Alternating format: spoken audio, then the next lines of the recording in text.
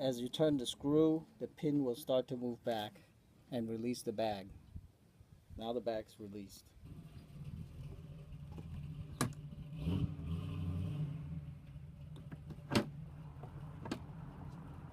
The bag's in, just tighten the pin to lock the bags down. The butterfly pin will enter the opening in the center of the spool and latch the mount down, preventing it from moving up.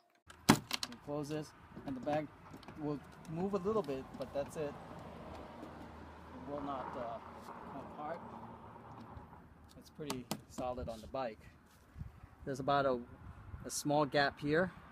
Put your finger through so it won't hit. The bag will not come off both sides.